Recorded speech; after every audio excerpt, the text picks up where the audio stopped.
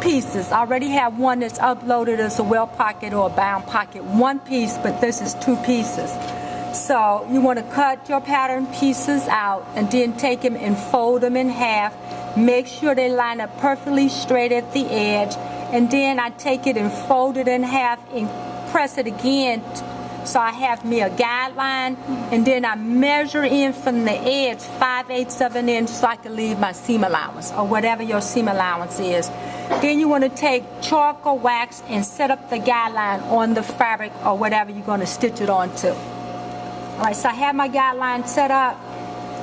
I'm going to start in at my cross mark, that's 5/8 of an inch, so that's where I want to start stitching, and then I'm going to stop stitching at my other cross mark 5/8 of an inch. So you want to back stitch, and if you're not sure that you can back stitch and keep it straight, because this isn't exact science, just turn it around, walk it, stitch it to that point, the exact same point, turn it around, and then stitch back to the other cross mark.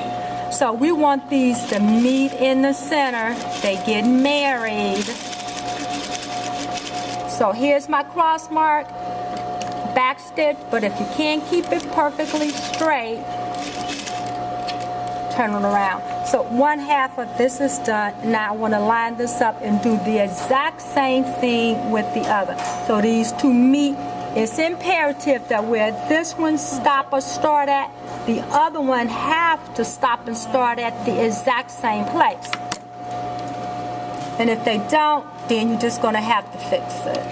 So again, I can sew a few stitches for it. If I turn this around and look, I can see if they lining up in the exact same place. And I can go ahead and adjust that now.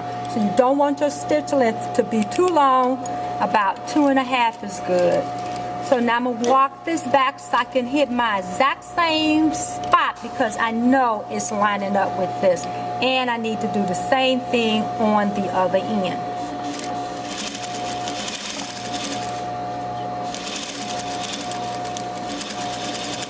So we're not trying to be speed race on this. So I know it's lining up there. You can turn it. And you can always make a correction. Like if I take this and fold it in, they should meet each other and not overlap. And if I see that they overlap and then they're just not meeting each other, I may need to move this over and stitch it again because I can see my crease right here instead of there. So I know that I need to move this seam over just slightly. And of course you might need to mark it with something else so you can see it clearly.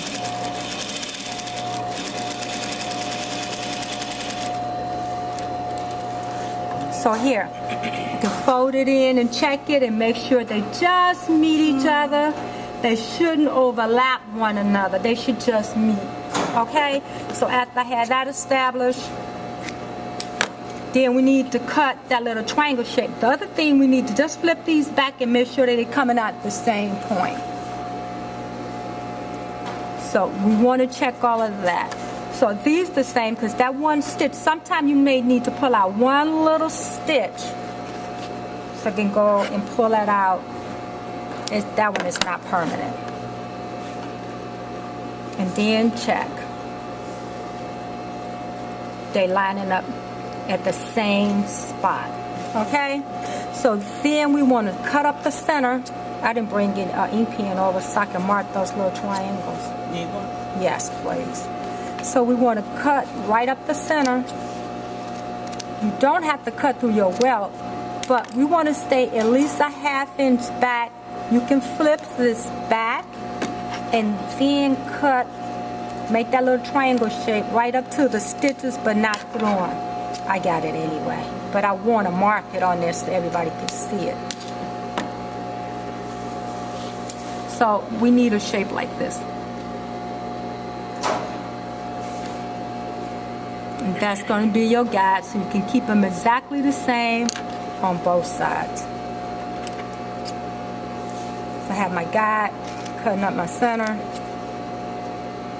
Need to cut all the way up to my stitches but not through my stitches.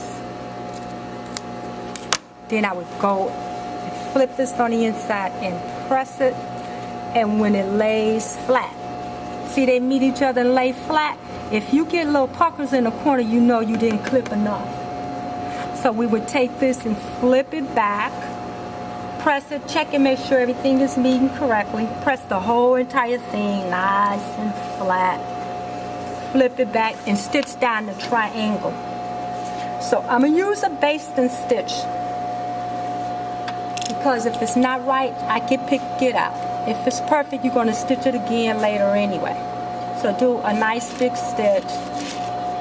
Just make sure they just meet each other.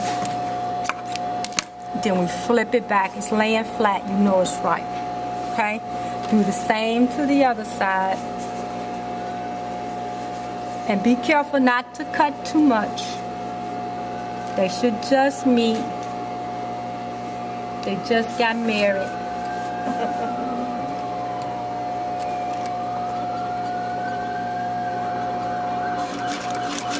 And stitch it. Now we're ready for our lining. Alright? They're laying flat, they meet each other. So then we're just going to join the lining. So your lining may have a facing attached to it out of the same fabric. This is all the same one color. But it may have a facing attached right to this section, so that when you stitch these together and you go in your pocket, you see your main fabric and not your lining. Alright? So then we want to match these up together. You want to go back to your regular stitch length, 2.5 inches.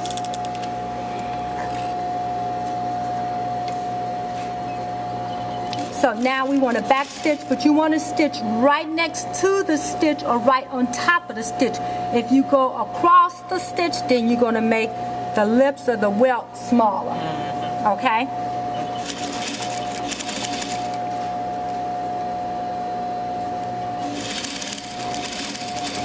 And then when I get to this corner, because I know it's right, I can take this and turn it back and attach that permanently at the side. So I can back stitch that.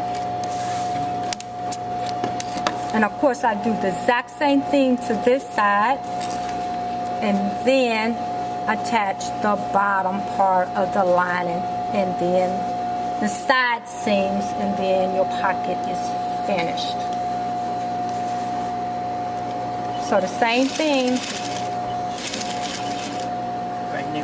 Right next to the stitch, right in the stitch, next to the stitch. You safer next to it, right? Okay, so you know you won't go over it.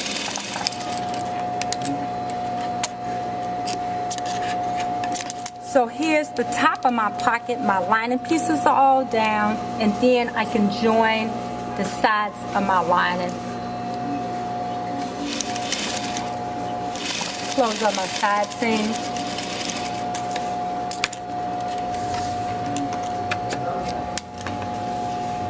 Close up my side seam and my triangle on this side. So make sure you pull it so that it's all flat and you don't have a little pucker caught underneath there.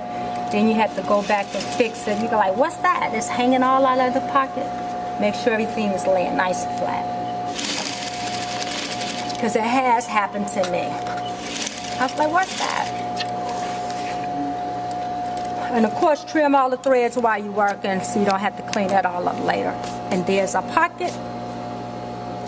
If you wanted a pocket flap in here, before you attach the lining, you would attach your pocket flap to the top of that, and then your pocket flap, of course, can fit in your pocket in or out.